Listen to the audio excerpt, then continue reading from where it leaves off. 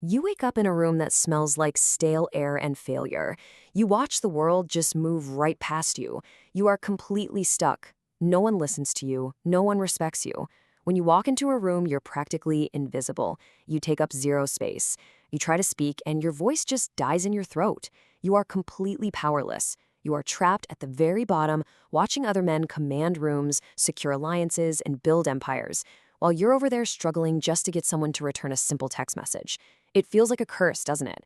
But it's not a curse. It's an architecture, and you have been deliberately locked outside of it. It's time to dismantle the fatal lie of the loud alpha routine, once and for all. See, you probably think influence belongs to the loud. You think it belongs to that aggressive alpha who pounds his chest and demands submission from everyone around him. Well, that's what boys believe, and that is exactly why you fail. That's why you remain prey. The loud, aggressive alpha routine actually triggers primal alarms in the human brain. It signals a physical threat. And what happens when prey realizes it's being hunted? It runs, or it fights. So every single time you push, every time you raise your voice trying to dominate a room, you're just locking yourself further inside your own cage. So what if everything you know about power is actually a fatal lie? The Central Intelligence Agency in Langley, the Federal Bureau of Investigation, they know the absolute truth. They operate on a completely different frequency than the rest of us. They do not fight targets. They trap them. They never corner a high-value asset in the field. Instead, they let the target walk right into the trap willingly. There is a hidden mechanism operating underneath everyday human interaction.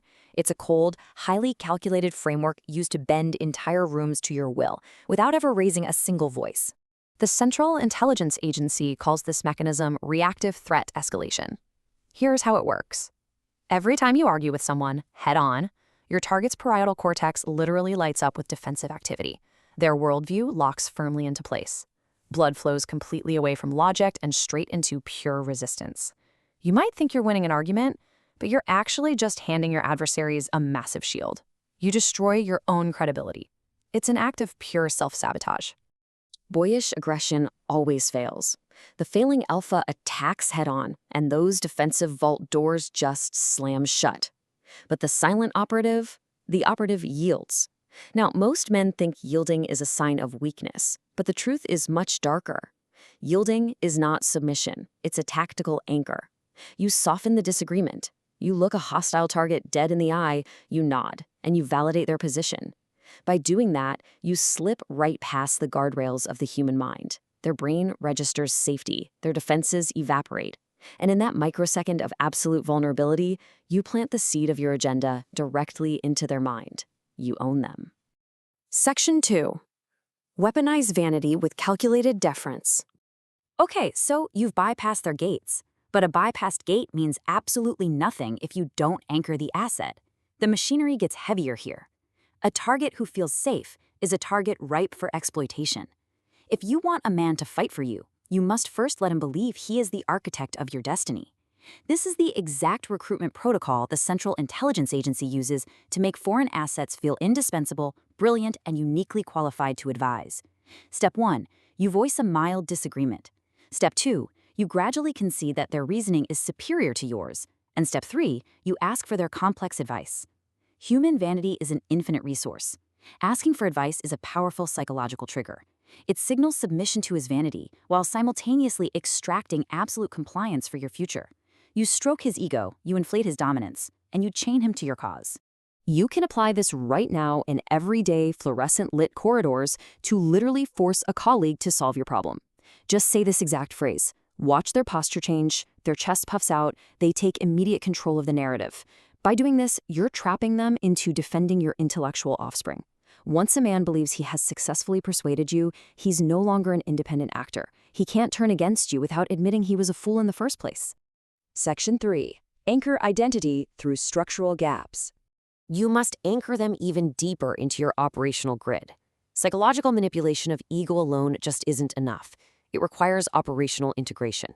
You have to bind them to the machine. So, never hand a man a finished plan. In the brutal theater of influence, a completed project is a very dangerous thing. If you present a completed vision, he's merely an outsider, ready to sabotage it, critique it, or just dismiss it entirely. Spectators are fickle. They'll abandon you the second the wind changes. Instead, you must leave deliberate fractures, begging for his input. Leave a small gap, an unpolished edge, a minor detail that desperately requires outside tinkering. Give him the space to add a detail or suggest a structural tweak. This triggers what's known as the endowment effect. The exact moment his pen touches your document, a profound psychological transformation occurs. His brain rewrites history. It's no longer just your plan, it's his plan too. He has invested a fraction of his own identity into its creation. He fuses his identity to your machinery. So when the pressure mounts and when others try to tear your empire down, he won't abandon you. He fights to protect his own ego, because attacking your goal is now an attack on his own brilliance. You've bound him with the unbreakable glue of cognitive consistency. Section 4. Cloak demands in moral crusades. Now comes the final binding layer. This is the dark shroud that descends over the entire operation to seal the human asset permanently to your grid. Men who fail at influence are transparently transactional. They beg for favors. But transactional demands trigger self-preservation instincts. They make targets feel used, drained, and cornered. Powerful men, elite operatives, they never operate at the level of base transaction. They operate at the level of moral architecture. They construct movements. They protect a shared standard. Look at how military intelligence psychological warfare units manipulate local populations. Internal resistance drops to absolute zero the very moment a task is framed as a noble crusade. They never say, help me. They say, protect the standard. An employee suddenly becomes an operational partner or a core pillar. The moment a man feels that his action elevates him above pure self-interest, the moment he believes he's acting as a noble contributor to a collective shield, he will break his back for you. He will run errands through the dead of night and open doors in restricted rooms, entirely convinced he's acting out of pure altruism. But in reality, he's just a well-oiled gear turning inside the empire you are quietly constructing. Section 5. The architect of the cage. We need to flip the mirror now, because the real operation begins the moment you step outside this room, down on the street, in those fluorescent lit corridors, across scarred tables.